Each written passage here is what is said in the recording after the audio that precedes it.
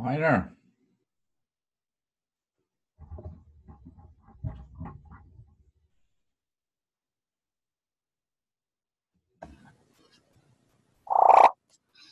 Good afternoon. Good afternoon. We seem to be the early birds. Well, we're on time. Don't know about the rest. That's what I mean. I have to grab my headset. Okay. I'll see you in a moment. Okay. And I want to acknowledge that this is a great idea that we don't have latecomers really crashing sessions. Yeah, because that often makes it go a little wrong. So when you come back, I'll give you another room, which we'll move to. Sure. No, I'm back in 1 minute. Okay. I just wanted to acknowledge I like strict rules, and my father always told me 5 minutes before the time. Well, it's a good thing.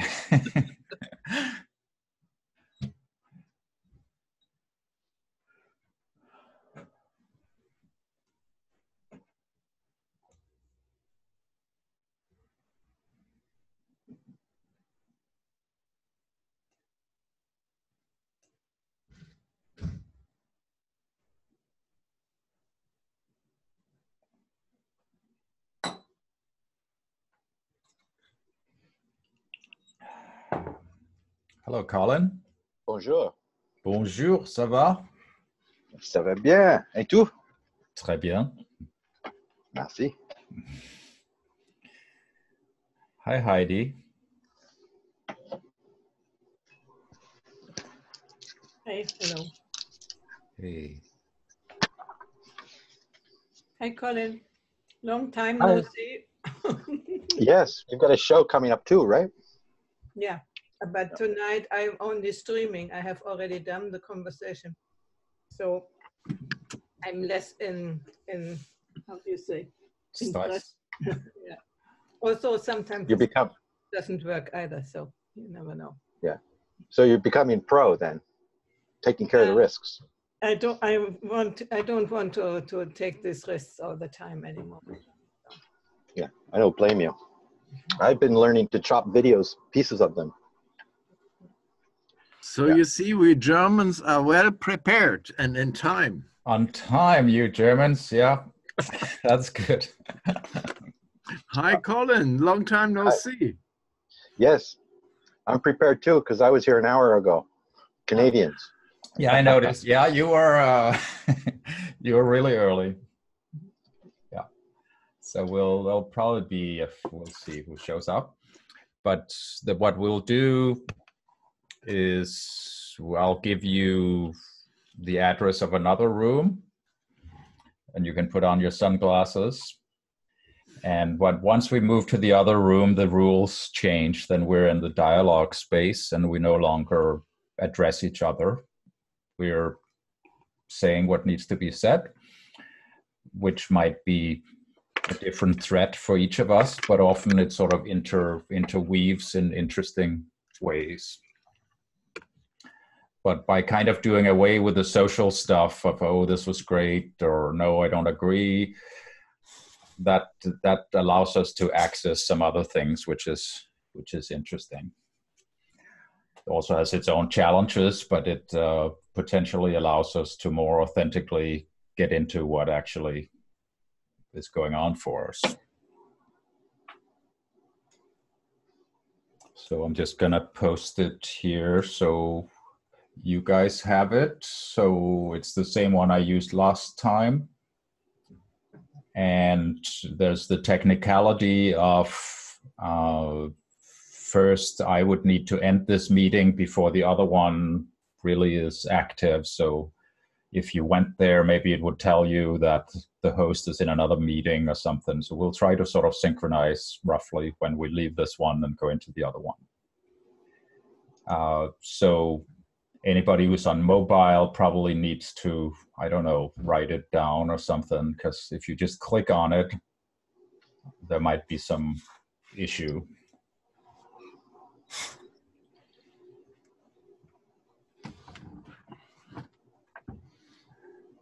Heiner is well dressed and have watermelon and the right hat for dialogue.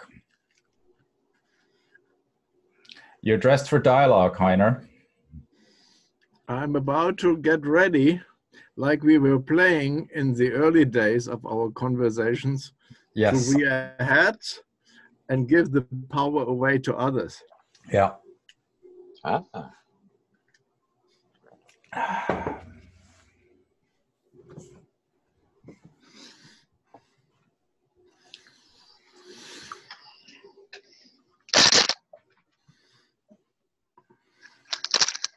Okay, so I don't know how much time we should give people.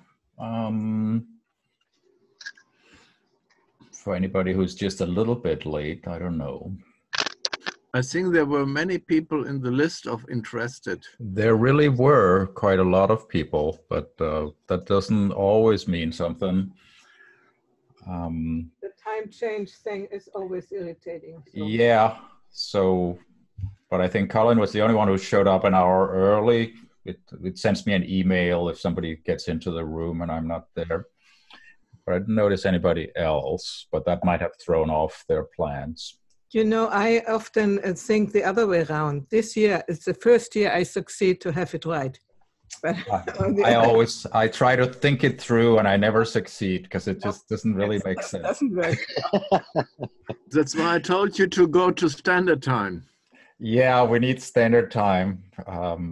I proposed it many times, but the group was not ready. Not enough diversity. Maybe we should all live on universal standard time. Or lunar time. Or lunar, yeah, we'll follow This our is the UCT, no? well, this, yeah.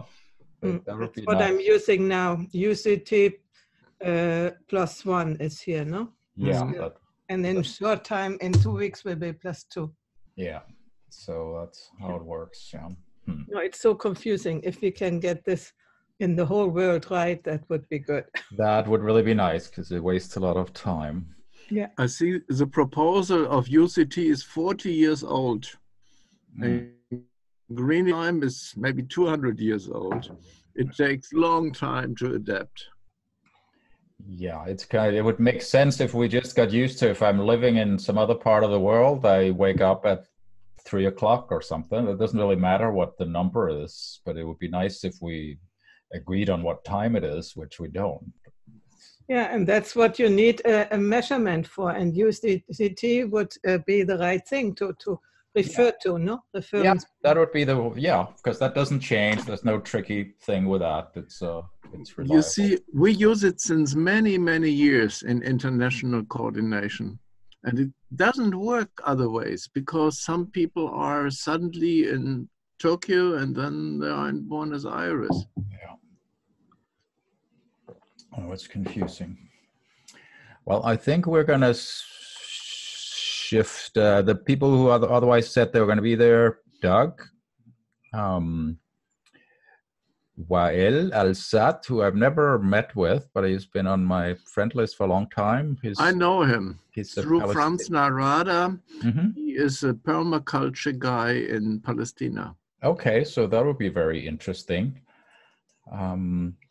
And otherwise, we got a ton of interested people. But anyway, so we'll probably start with us. So I don't know. I don't want to invite anybody in there who's totally doesn't know what we're doing. But if somebody who does show up, then maybe. So anyway, so I think we'll probably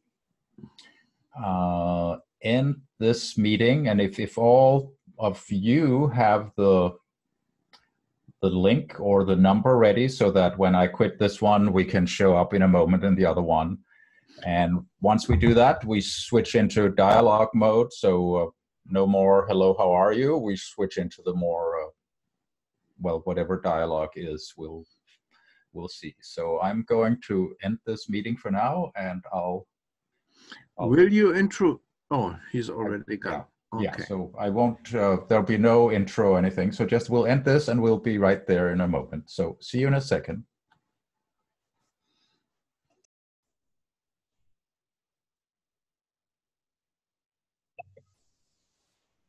Here we are. Yeah.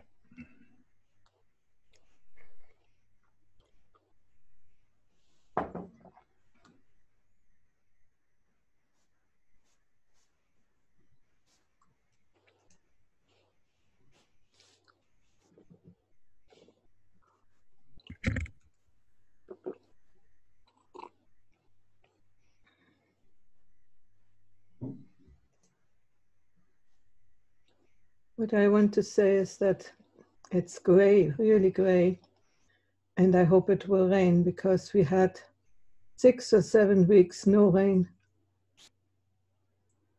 And climate change, yeah, who knows? But that's not good. And it's irregular also in South Africa or wherever I have my eyes and ears. It is really not according to what we consider normal. No. Well, here where I am, it's kind of already spring, which started surprisingly early, like in February. Yeah. Where the typical approach is sort of that, well, maybe there's some sunshine or something in February, but then it will go back to winter and it might still snow. But this year, I'm thinking probably not. It will probably move into spring and summer, which is okay, just living it if I don't think about global warming or anything. But I mean, I can see that it means that the weather is sort of unstable. Yeah. For tourists, it's really good, you know, this early spring we had, and it was really warm already. But the first time since I'm here, I have to water. I have a meadow out there with all these now a little bit, they're done with all these anemones. I don't know if you can see them, things like that. It's a hole about 10 per 10 meters, all full of those. And they have become yellow, the green parts. And so I had to give them water. I've never done that since I'm here. And that's 30 years. So climate change? Who knows? Maybe the word climate change is wrong. We were discussing very, very much that also global warming is the wrong term. It's rapid environmental change. It can be very hot or very cold, and it can be very different depending on what side of the stream of the Gulf or the jet streams where you are living. So the danger is rapid, so we cannot adapt. Yeah, the plants cannot adapt easily, that's sure. So Colin is lost in isolation or transition. Colin.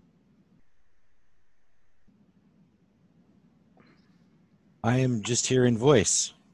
Where are you? I forgot. I have to transition my phone as well. I'm very scattered in many places at once.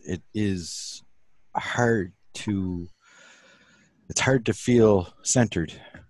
So the people cannot grab and grasp you. You're too widely distributed. That's to say the least. Actually, I'm not that complicated.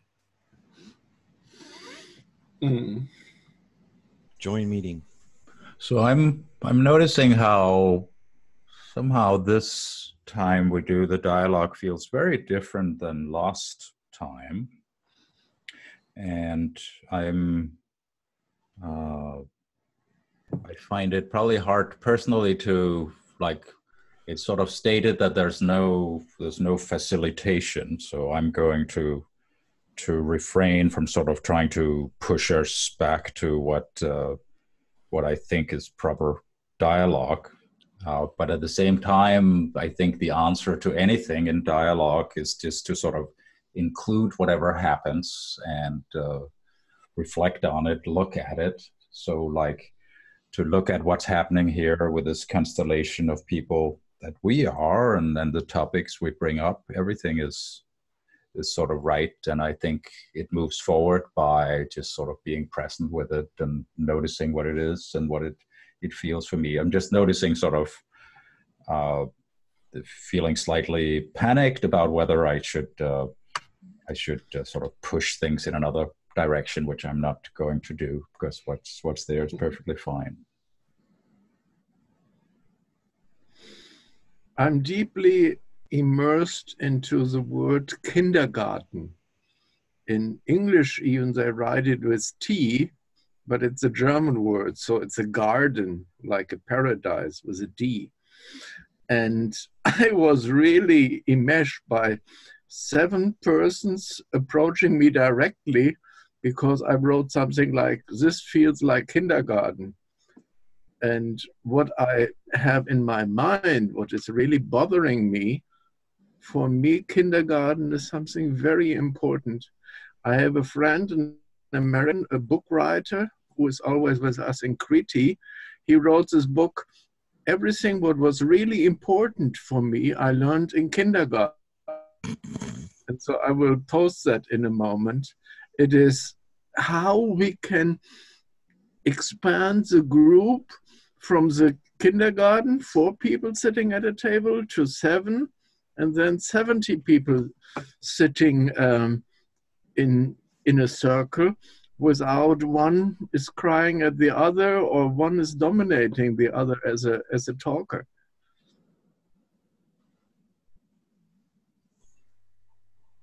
What I like about, well, it's sort of related to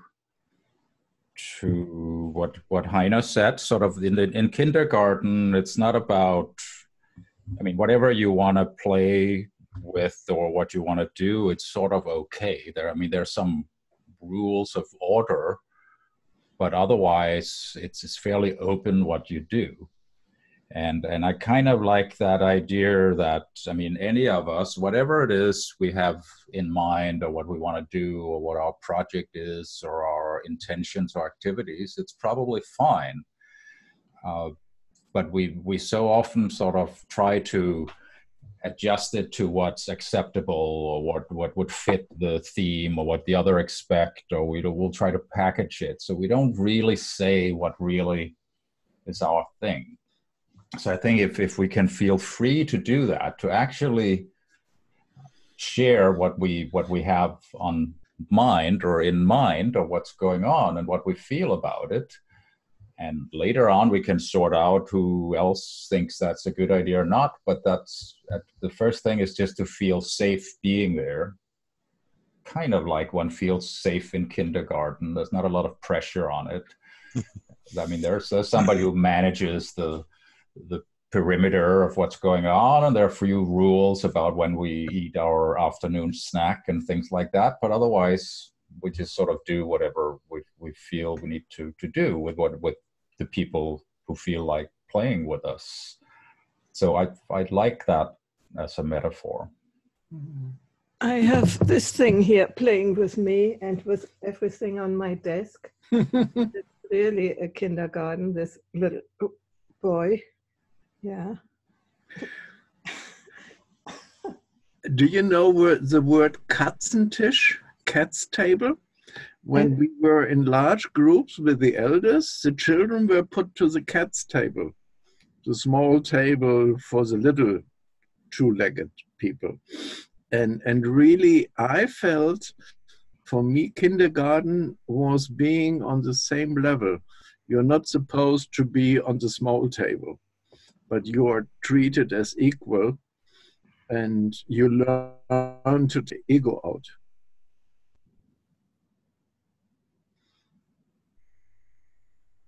Cat's table. Hmm? You are my cat and my table.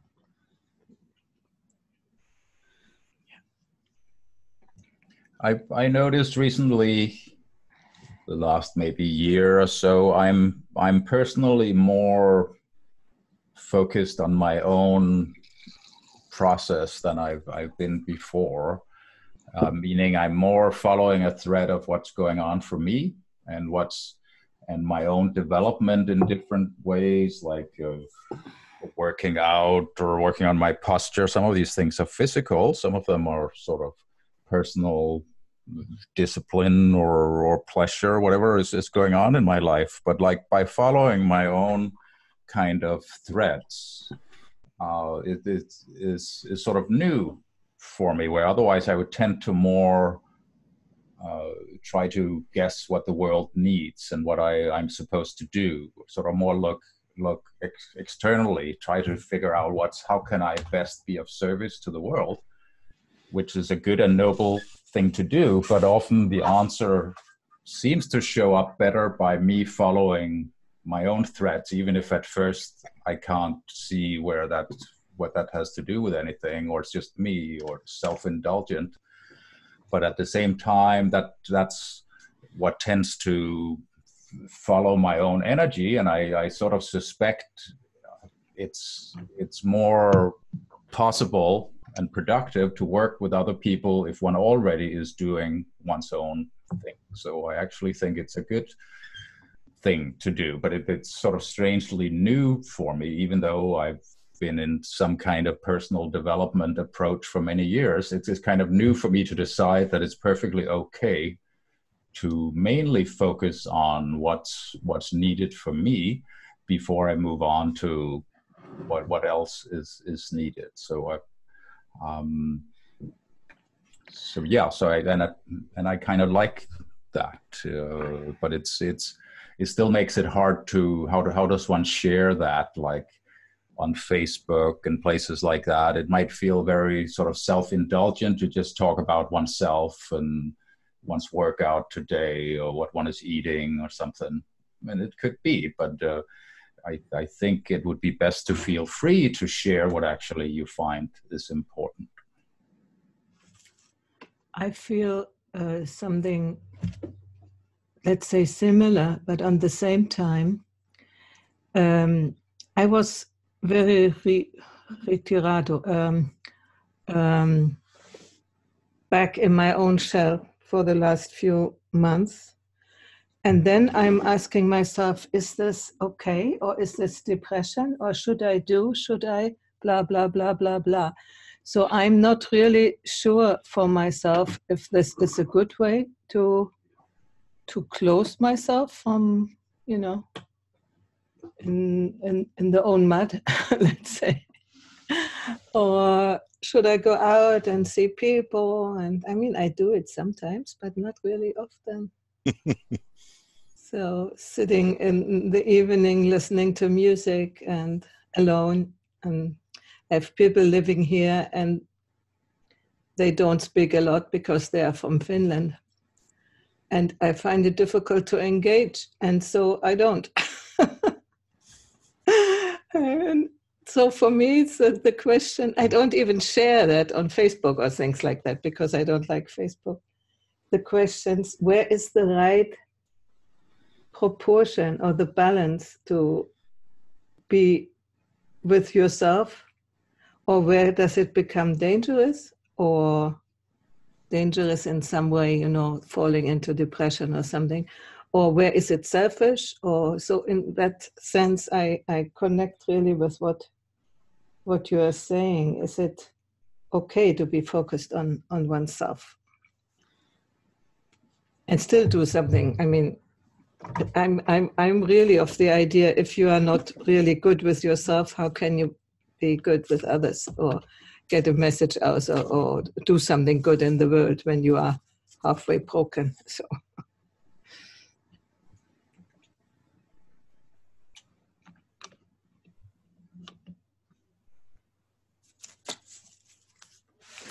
Man cat. I just cited him, and he said something like, "You cannot fight the blackness. You have to try to transcend and absorb and translate. By just fighting, it's like a zog, or like a current, which is sucking you more and more into it. Fighting is by stepping out of it, reflecting it, and then maybe repairing it, but not elbow, fight, fight, fight."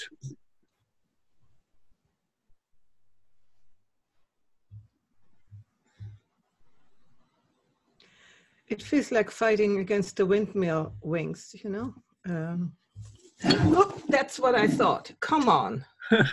You might call it dragon, you might call it windshield. Anyway, I have a favorite sculpture. It's Don Quixote, to our railway station here in Berlin.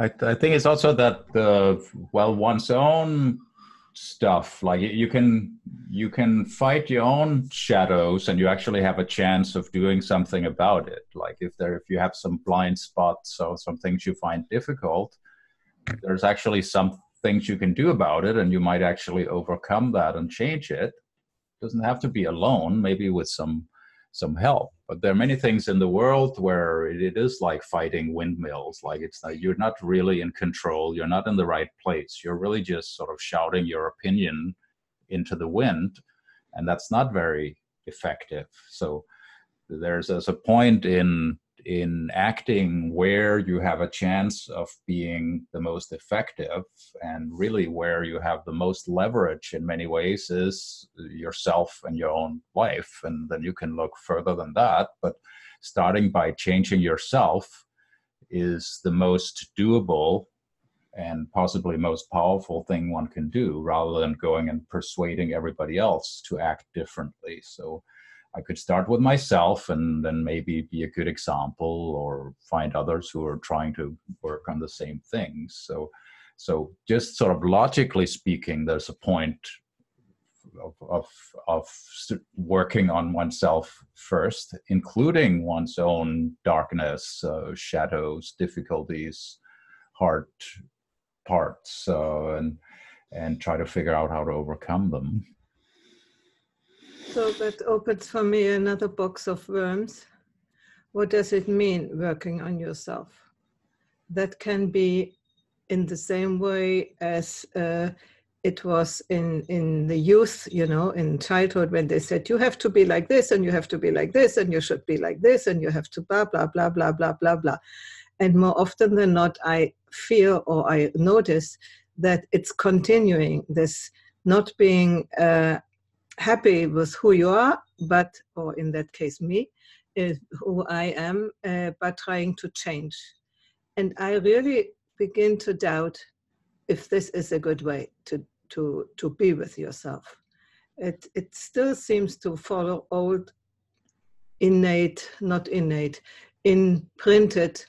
models from our parents, from our childhood. So how to find the right balance between wanting to change, changing, and feeling or beating yourself up in the necessity that you should be different, or should work on the shadow, or should work that, and should do that, and should do that, So I find it very, very difficult to make a discernment what is the right way, and what is the right amount, and what is the right approach. So you probably can tell that I'm a little bit in the middle of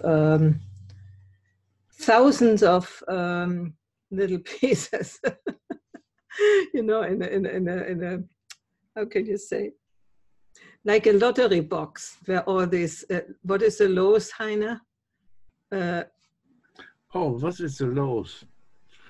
In the lottery, what you buy to maybe win. Yeah, and they are normally in a big bowl, and you have to take out one. Is this ein Los? What is it in English? I don't know. Hey, you English people, guys. Your ticket or something like that, or your lottery ticket is, or your piece. Your lottery ticket.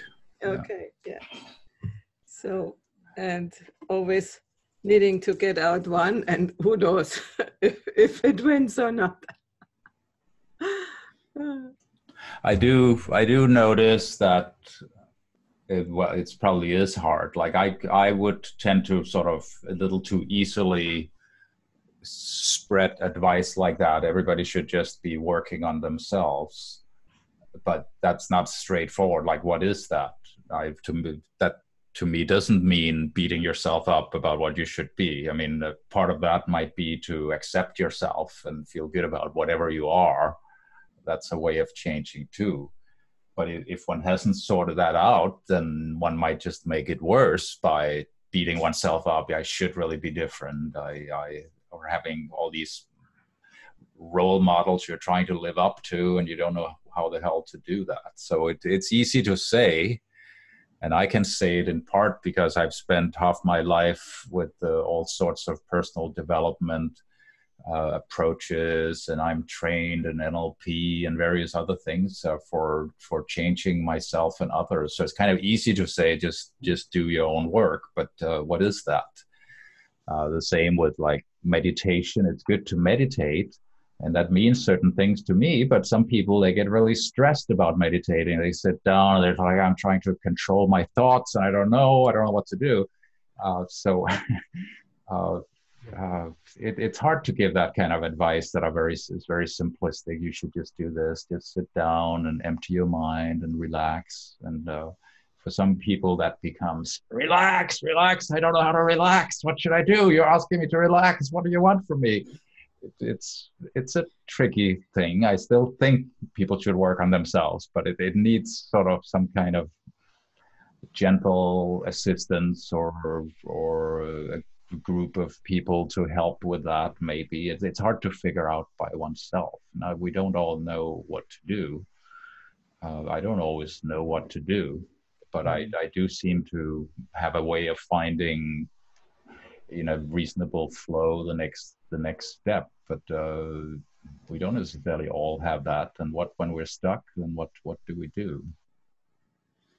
Count Durkheim, the Zen guru master, always advised, if you have problem with meditation, go swimming. Yeah. I was in a strange situation last Sunday. There were people here who I really didn't know a lot. They're friends of friends, and we had lunch together. And then the woman talked to me and told me everything, which I normally tell other people, like, sort of what you say, work on yourself, do this, do that, and if you're, how can I say? It was about me saying I don't like anymore to singing and study singing, and then she wanted to convince me that this is what I need to do and blah blah blah blah, and it felt really weird because she used the same sort of vocabulary which I'm using when I work with clients, and that felt sort of annoying. And it made me doubt if I should even continue to do coaching, because when that comes over in that way, and I thought, oh, wow. I think there's a German spirit shines through. We are telling. Yeah. We call it Berater. And I always said I'm a Berater, but then the English-speaking people could not get me at all. So that's like an advisor. German, yeah. Consultant, yes. We are beraters. Yeah. I recognize that too. Like if somebody tries to help me, and it sounds kind of like some of the stuff I would do. I mean, I might have an opinion about it, think they're much too sort of naive and amateurish about it. But at the same time, it's kind of like somebody tries to like cheer me up and just tell me, just go do it. And if they don't do it really expertly, I end up feeling that's stupid. Do I maybe seem like I do that to other people? Then that's kind of embarrassing. Like just maybe without fully understanding their situation and what's really going on for them, just going straight to sort of the positive. Yeah, just relax and think positively and just go and do it. I don't know. I bet I probably sound like that to some people, which is kind of depressing. Yeah, that's what I thought. But this guy here today, he's crazy. I would like to tell you about what I experienced yesterday afternoon. I was told by a friend to join a group in a school in the northern districts of Berlin. It's a group of about 30 young people from all nations, from all cultures, some like Arabic or Buddhistic or whatever, young boys and girls in the age of maybe 10 to 16. And there is a high need that they learn German, that they develop solidarity, and the instructor, who was only said he's a Begleiter, was doing a marvelous job by giving the frames of references, having a card deck of 12 cards, and the young people themselves correct each other, like we do in anthroposophy,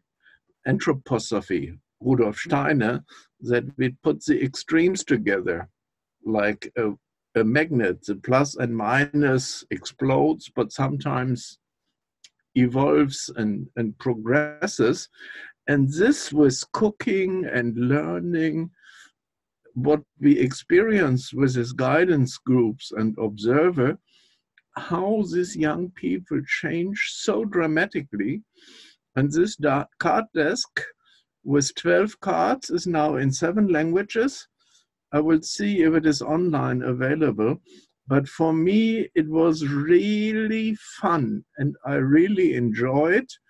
And my friends, this filmmaker, stayed with them the whole day.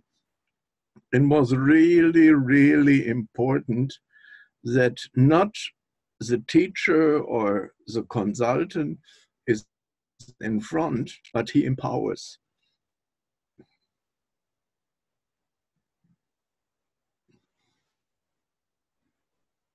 So I think it's, well, it's a good thing to aim for actually empowering oneself and other people, not just sort of telling them what they should do or what they should think. Because I mean, a lot of what we see around us is people telling us what's right or what we should do, how we should be, what's wrong about what we do. It's harder to be somebody who's just there for others, or who just sort of guiding or assisting people whichever way they are.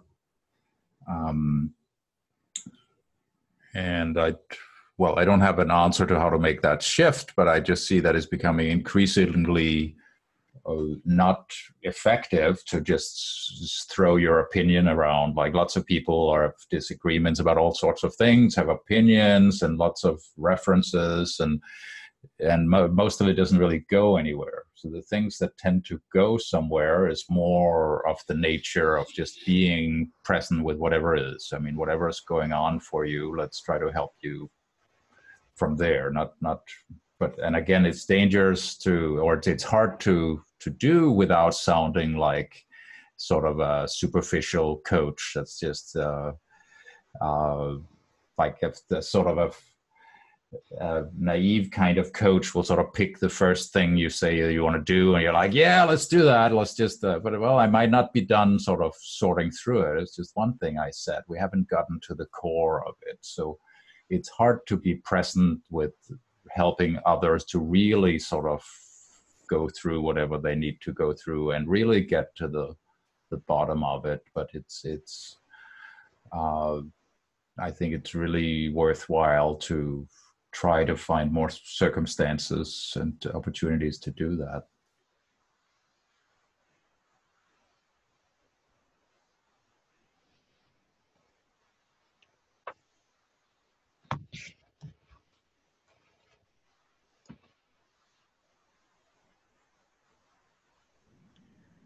I sometimes hear myself say some opinion or things saying to people, and at the same time I think, I don't know, what do you know? You know, we know so little. We think we know a lot, but we don't really know a whole lot. Let's say most of the things we don't know. And so how are we to pretend that we know, you know? and then even be able to tell other people what they should do or what they could do, whatever you want to say. So I come ever more into the realization that, yeah, the more you know, the less or let's say, the more we know that we don't know anything at the end. Anything which is giving the justification that we bring out what we think is right and fight for it or something like this, you know? And that it becomes to me really a sort of an existential problem to what is really worthwhile to do and to stand for, you know, because it feels so unsecure, I don't mean secure, I mean, what is the word? Verunsichernd? No, it's not nicht sicher. It's uncertain. Uncertain, yeah, because it's more uncertain than certain. You know, and I'm at the moment occupied with these thoughts. You know, what is really my place in the world, and what is really what worthwhile to go ahead for, and find a certain certainty of what. So let's say, with other words, I try to find something which can make me believe that this is the right thing. You know, I'm sort of having, maybe that's a green thing, but having understood very much the relativity of all the things which we are living. And so it's really difficult to sort out what is worthwhile to, let's say, to live for. No, I mean, the background is all because Mark died, and so my let's say life plan was deeply disrupted. So that is the reason why these questions come up. Why you live in a good relationship and go towards something you plan, you know, you think it is worthwhile to do, then there's no doubt. But then there comes something like this, and then and you become aware that what was the motor before was as uncertain as it is, you know, only that you didn't notice. So now I notice, and I would like to go back into a certain certainty, but at the moment I feel so much more, I don't want to call it confusion. It's like such a huge variety of possible choices, and which don't have the right order yet, the right hierarchical structure yet in my inner life, let's say. So it looks like you're looking for orientation and maybe an insurance for areas which cannot be insured. Yeah, and I realize that is the human conundrum, the human predicament, that we always think rely on stuff or on ideas or on other people, which we believe embody what gives us. It can be God, can be, you know, whatever, and then in fact it's not. So so to come to the point where you consciously can believe in something, but while knowing that this is an arbitrary belief, let's say, you know, this is for me the big gap to bridge, to be motivated and to be confident, also knowing that the goal which I choose is not necessarily, you know, it's sort of arbitrary. It's not something given by God or by who knows. So it's I think I'm in an existential crisis, you can call it in this way. So I think it's maybe good to be in that state in some fashion, or to at least have that kind of consciousness. Like I notice myself in this kind of dialogue, like setting. I half of the time when I say something, I would feel at the same time, oh, well, it's just I'm not really saying anything, or it's just or I'm just saying the same thing I'm just sort of recycling some nice thought that fits in here. Whereas at other times I feel I'm more authentic. I'm more saying something that actually is live right now that I'm like discovering at the same time. And I much prefer that. I much prefer speaking just to what really is alive and happening. And I catch myself, even though I'm aware of that, I will catch myself. Then what do? Do I shut myself up in the middle? That's not necessarily nice either. So maybe I try to finish the sentence at least, but maybe half of the time I feel like, oh, I'm actually just bullshitting, or it's just that didn't really need to be said. It's not really that live. So there's sort of a search for what's really authentic, which is kind of like what Heidi is pointing out there. That's the like what if it's really arbitrary, any of it is not universally better than anything else. I mean, that's how do I choose which threat is mine, or what to focus on right now? There's no real authority that can tell me what's right or wrong. I somehow have to decide.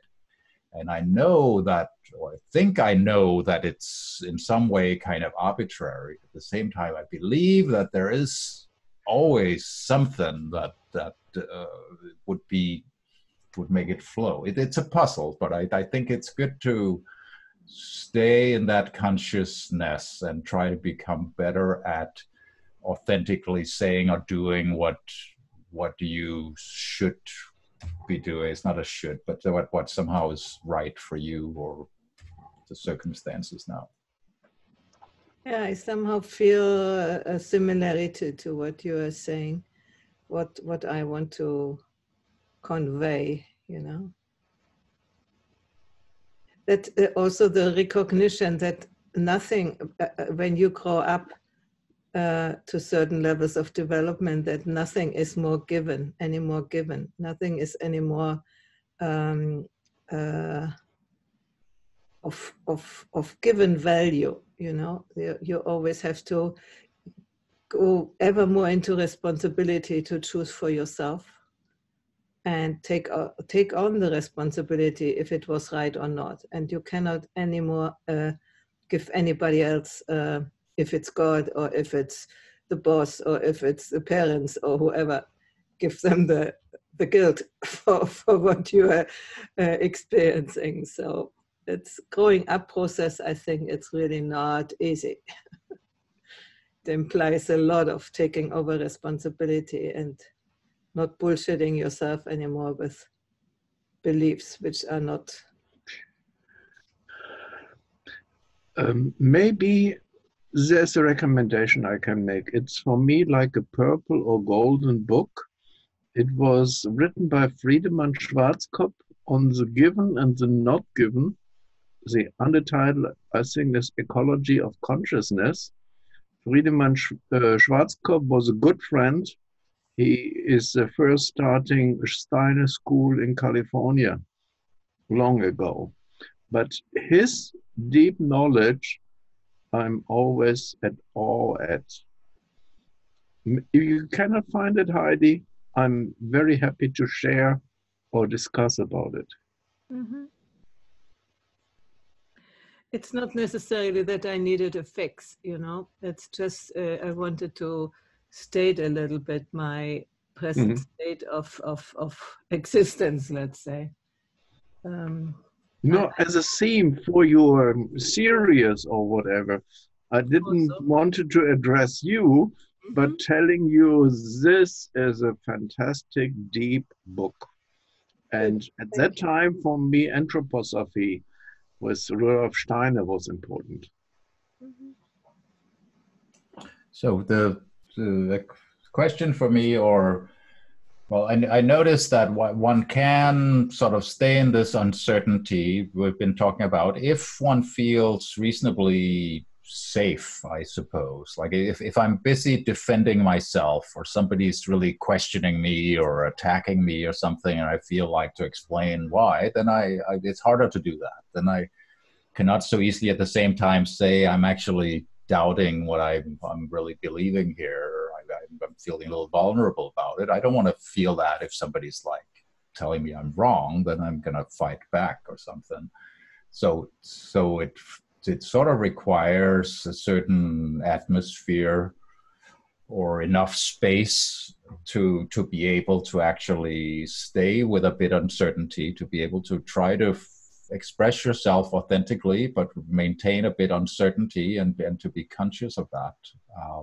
I'd like to see more of that, but I notice it can be tricky to create. Like sometimes we succeed in it here, but it also easily goes a little off the track if we're trying to sort of defend our point of view or trying to sound clever about it or whatever we might end up in.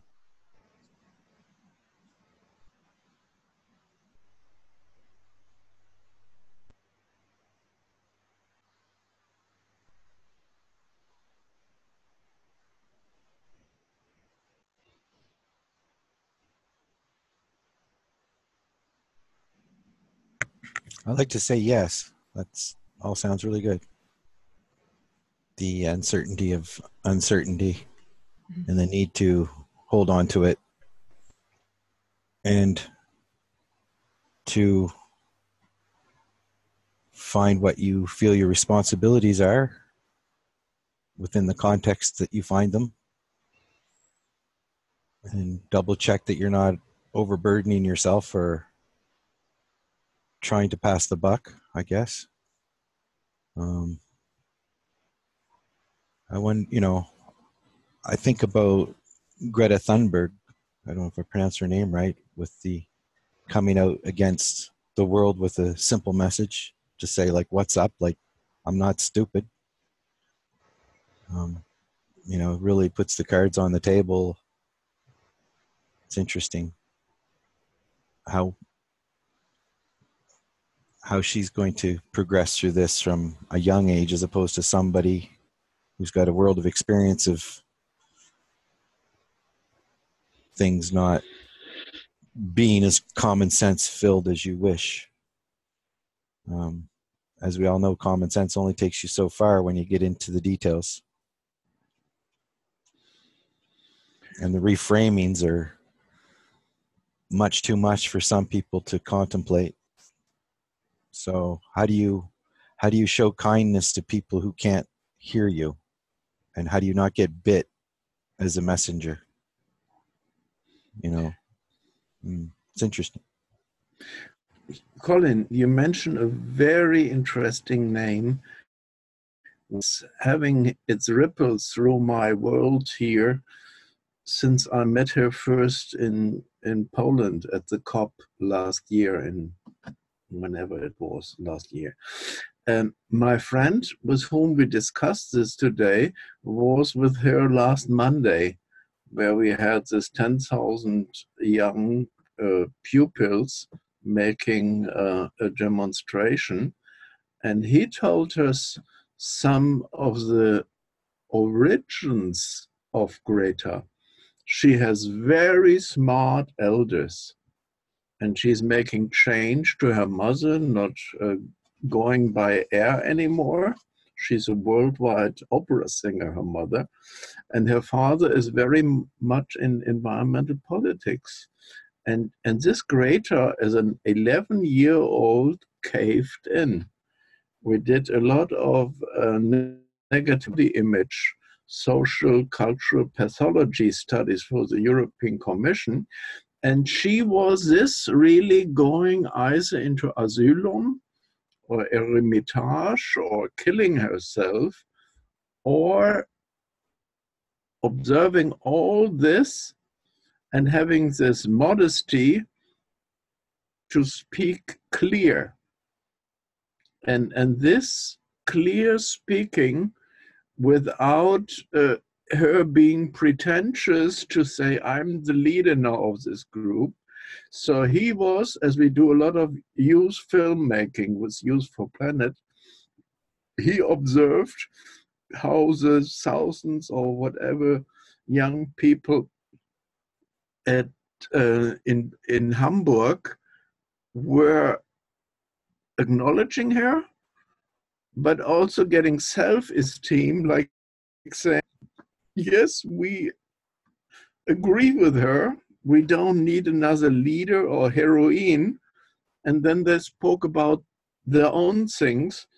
And with that, we do with 1,000 or 100 or whatever groups this filmmaking and other ways to communicate. So anyway, this name is around me since weeks, so I could not resist to respond.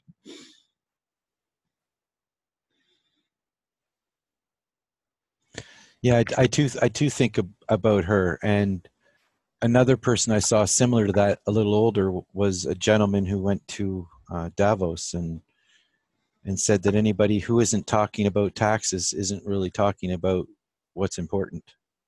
And it's funny. He actually went on to an American show, and it wasn't published, but he had a copy of it, and so he's released it. I think it's from Fox News or Carson, whatever his name is, and it really, it's just interesting to think, you know, when are we going to be able to communicate things that have sticking power and mean something?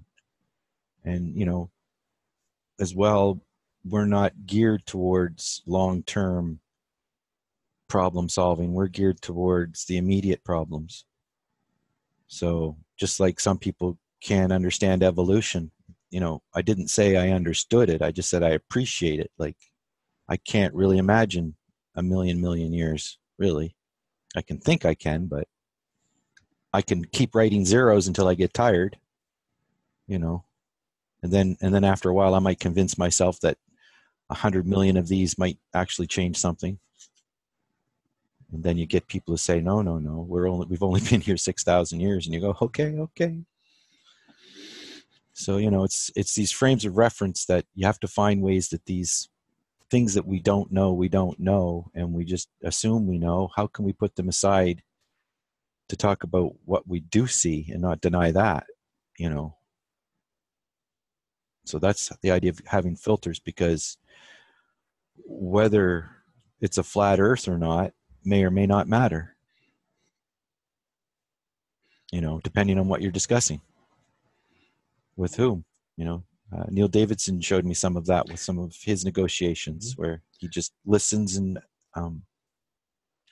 offers some potential options that might be useful, you know, connecting the things together and letting people see from different sides. Stacy Druss is doing that with her postings, trying to have people put aside their opinions and just look at it. Really interesting piece she had about a couple now, about flipping your bias and looking at it from the other way.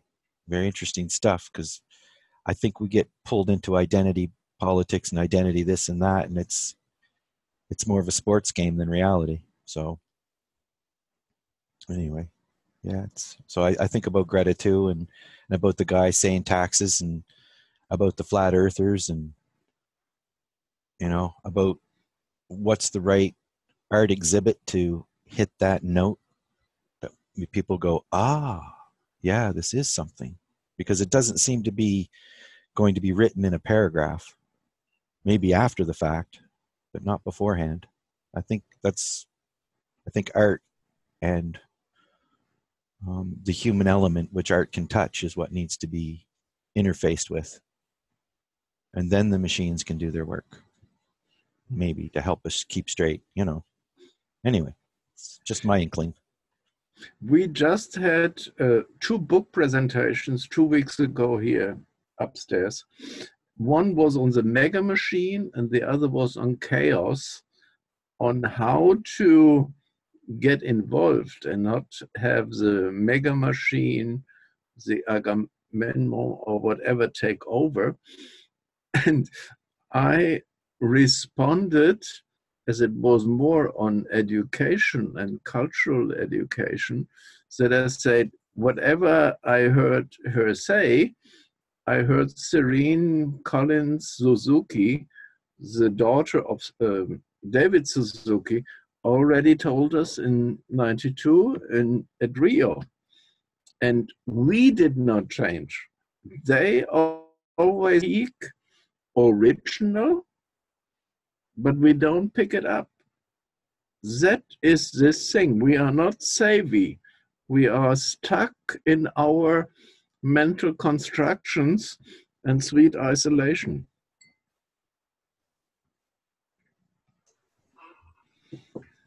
We have reached the top of the hour, so it's probably time to end off, if you're okay with that. No, we have sessions here for 4 hours. Why do we restrict ourselves? Why do we have to stop? Why do we keep going? Yeah?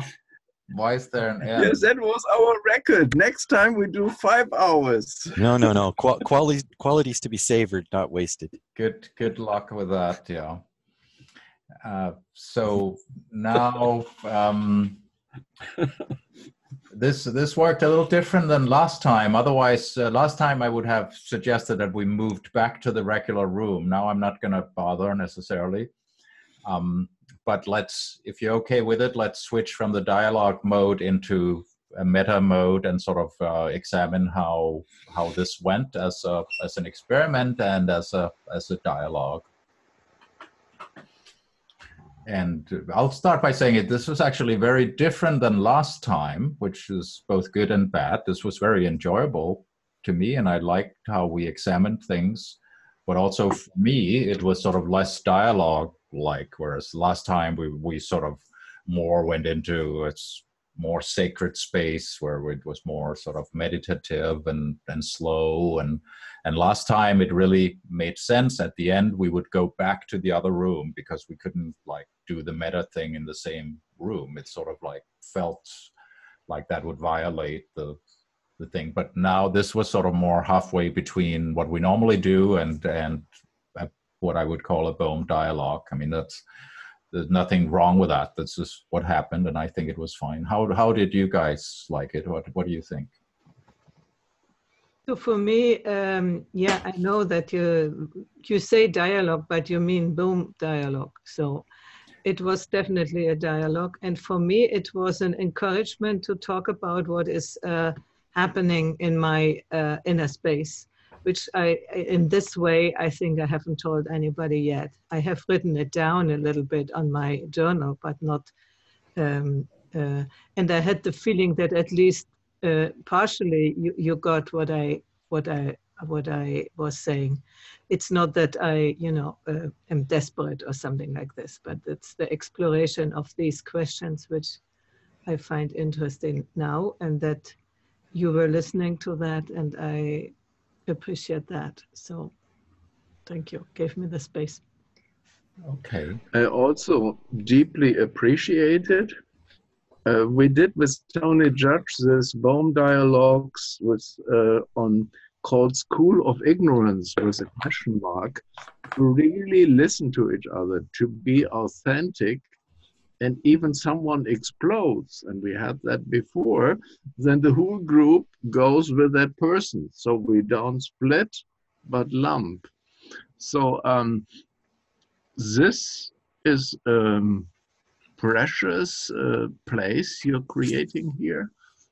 I really enjoyed that no latecomers steal the whole show or flow, and thank you.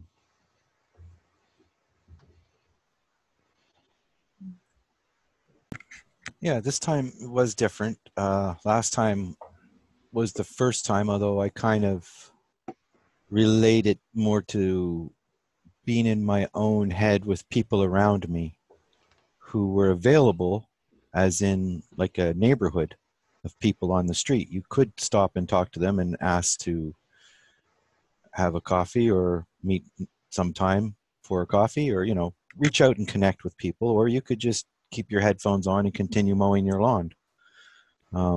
Just knowing that they're there, I think there's a comfort in being and doing.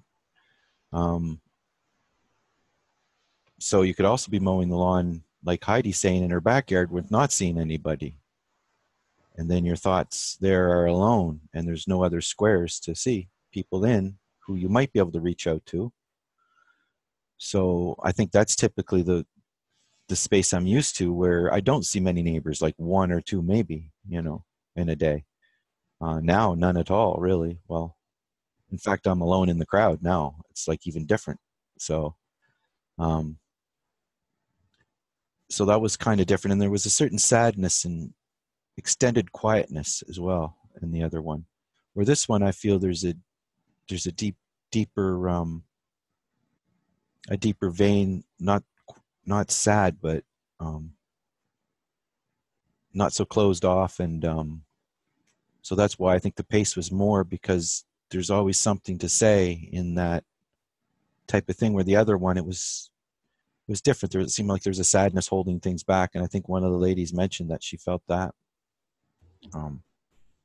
So yeah, I guess different people take quietness and being alone and their thoughts differently depending who they're with. And so I think that's, you might be able to have 4 or 5 flavors of this, Fleming. Yeah. So I'm trying to poke at, like, I have a certain idea about what dialogue is. I'm not the authority, other than, well, I convene this particular meeting, but otherwise I'm not necessarily the expert. But my idea of it, which might not be that vital, but like some things I try to define as dialogue, like in a Bohm dialogue, not addressing each other, which we didn't follow here. Like, Heiner, you have a really hard time not responding to people. So you'll be like, Colin, here, I have this thing for you. You need to read this book, kind of thing, which is the way you are. And that's cool. And we love you for that.